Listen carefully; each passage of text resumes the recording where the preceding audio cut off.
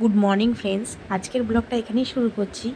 তো সঙ্গে থেকো এবং দেখতে থাকো। সকাল সকাল বাবাই রেডি হয়ে গেছে স্কুলে ইউনিফর্ম পরে, আর আমিও রেডি হয়ে গেছি বাবার সঙ্গে যাব বলে। আজ পিটিএম আছে স্কুলে, তাই আমরা ওকে নিয়ে যাচ্ছি। ক্লাস 5 থেকে সব গার্জেনরা যেন যায়, সেটাই টিচাররা বলেছে। 1 থেকে 10 অবধি আজকে সববারই আছে পিটিএম। তো চলো দেখতে থাকো এবং সঙ্গে থেকো। বাবাই স্কুলে কীরকমভাবে পড়াশোনা করেছে, স্কুলে নাম্বার এবারে যে এক্সামটাতে কীরকম কী নাম্বার পেলো, কেন কম পেলো, কম পাচ্ছে কেন, গল্প করছে কেন কেন ক্লাসে কী কী করছে না করছে, সব রকম টিচারদের কাছ থেকে জানতে পারবো। আর আমাদেরও যদি কিছু কমপ্লেন করার থাকে তাহলে আজকে আমরা কমপ্লেনটা করে দিই।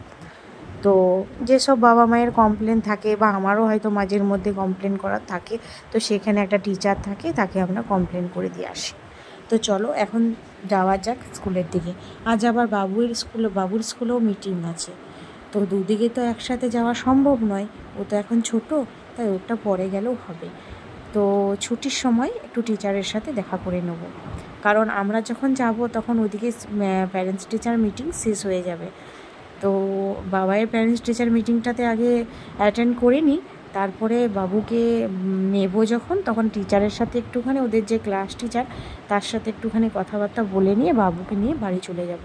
স্কুলে পৌঁছে গেছি, দেখতে পাচ্ছ কত ভিড়, অনেক গার্জেনস এসেছে, তাই আমাদের গাড়িটা রাখার আর জায়গা হচ্ছে না। তো এই দিকটাতে এত বাইক আছে, গাড়ি আছে, তো আমরা একটু সামনের দিকটাতে নিয়ে এটা পার্কিং করে দিলাম, তারপরে ভেতরে যাওয়া যাবে। নাম্বার নিয়ে আমার কিছু বলার নেই বাবাইকে, কারণ নাম্বার মোটামুটি ও ঠিকই পেয়েছে। ব্যাপারটা হলো ওই স্কুলে পড়াশোনা করছে কিনা, গল্প করছে কিনা, মানে একটু একটু তো গল্প করবে, কিন্তু ক্লাসে গল্প করলেও সেটা তো ভালো নয়। তো দেখা যাক কি বলছে টিচাররা। তো চলো ভেতরে যাওয়া যাক। সকাল সকাল রান্না বান্না করে চলে এসেছি, জল খাবারও একটু খেয়েছি। তা বাবাই বলেছে মা এখানে একটুখানি কিছু খাওয়াবে। আমরা বেশ ঠিক আছে, আগে শুনি টিচার কি বলছে, তারপরে তুমি কি খাবে সেটা তোমার উপর ডিপেন্ড করছে, মার খাবে না খাবার খাবে।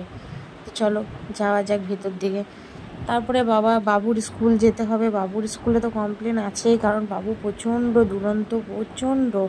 ওকে বাড়িতে পড়তে বসানো খুব মুশকিল, অনেক কষ্ট করে ওকে পড়াশোনা করায় বাড়িতে। স্কুলে কি করে, স্কুলে তো একটু চঞ্চলতা করে আমি জানি। তো যাই হোক, এই যে রুমটা দেখছো ছোটো পাড়া, এখানে ওদের স্কুল ড্রেসের জন্য একটা ছোট টেলার থাকে, তো ওখানে ওসব কাজকর্ম হয়। তার জন্য ওই ছোটো রুম, আর ওখানে একটা প্যান্ডেল দেখতে পাচ্ছ। তো ওই প্যান্ডেলটা হলো অ্যানুয়াল প্রাইজের জন্য। আর এই যে দেখতে পাচ্ছ স্কুলটা, শীতকালে একবার এসেছিলাম, এইদিকে চারিধারে গাঁদা ফুলে ভর্তি ছিল, বেশ বড় বড় ছিল, বেশ সুন্দর লাগছিল দেখতে। আর এই যে একটা গ্রাউন্ড রয়েছে এদিকটাতে, আর পেছন দিকে আর একটা গ্রাউন্ড আছে। তো এই যে দেখতে খুব সুন্দর লাগছে, সবুজ ঘাসে ভরা, স্কুলের মধ্যে গাছপালা, খুব সুন্দর দেখতে লাগছে স্কুলটা। তো চলো ভেতরে যাওয়া যাক। তারপরে ভেতরে ক্লাসরুমটা ওই দিকে বাবাইয়ের, ওই যে আর একটা বিল্ডিং রয়েছে ওই দিকটাতে। তো আমি হয়তো ভেতরের কিছু ভিডিও নিতে পারবো না, বাইরে যতটুকু নেওয়া সম্ভব আমি তোমাদেরকে অবশ্যই দেখাবো। তো চলো টিচারের সাথে কথাবার্তা বলে এলাম। সেরকম কিছু না, নাম্বার তো ঠিকই আছে, কিন্তু একটা টিচার বলল ওর একটা টিচারের ক্লাসে বাবা একটু গল্প করে, আর এই সপ্তাহে ওর 2 দিন অ্যাবসেন্ট হয়ে গিয়েছিল, সেটা যেন আর না হয় সেটাই বলল টিচার। তো 2 দিন যে হয়েছিল অ্যাবসেন্ট, সেটা আমাদের কারণেই হয়েছিল, একটু প্রবলেম ছিল। তো সেটাই বললাম টিচারকে, যেহেতু বাবাই ওদের ক্লাসের মানে প্রিফেক্ট হয়েছে, তাই প্রিফেক্টের উচিত রোজ স্কুল যাওয়া। তো আমি বললাম যে আমি চেষ্টা করব ওর শরীর খারাপ না, মানে শরীর যাতে সুস্থ থাকে, আর শরীর খারাপ না হলেও মানে ওকে নিশ্চয়ই স্কুল পাঠাবো। এবারে সপ্তাহে 2 দিন কামাই হয়েছে, তাছাড়া ওর হয় না বলেই ওকে করেছিল প্রিফেক্ট। তো চেষ্টা করব আরও যাতে না হয়। তো চলো একটু ওয়াশরুম দিকে যাওয়া যাক। তো বাবাই এই ওয়াশরুমটা ইউজ করে, তাই এটাতেই এলাম। তো সেরকম কিছু বলেনি, আর একটু সব কিছু ঠিকঠাক আছে। তো গল্প করতে আমি মানা করলাম যে বেশি গল্প করিস না। বলো মা মা এই যে বাংলা ক্লাসটাতে গল্প করতে ভালো লাগে, সবাই বাংলাতে কথা বলে তখন, তাই একটু গল্প করতে ভালো লাগে, বাকি ক্লাসে গল্প করি না। আমি বেশ ঠিক আছে।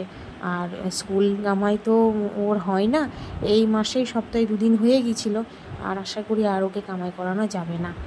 তো দেখতে পাচ্ছ স্কুলটা পেছন দিকের গ্রাউন্ডটাও দেখিয়ে দিলাম। তো এবারে চলো বাড়ি যাওয়া যাক। বাড়ি না, এবার বাবুর স্কুল যাব। বাবুর স্কুলে স্যারের সাথে কথা বলে তারপরে আমরা বাড়ি চলে যাব। তো বাবাই ওই ক্যান্টিনটাতে দেখতে পেলে কত ভিড় ছিল, ক্যান্টিনটাতে আর খেতে ঢুকলাম না। আজকে চাট খাবো, আর গতবার এসেছিলাম চাটটা বেশ সুন্দর করেছিল, তাই আমি আর বাবাই ঠিক করলাম চাট খাবো। তো চাট খেয়ে আমরা বেরিয়ে এলাম বাবুর স্কুল যাব বলে। বাবু তো খুব আনন্দ হবে, যেহেতু মা বাবা দিদি একসাথে নিতে এসেছে, খুবই আনন্দ হবে।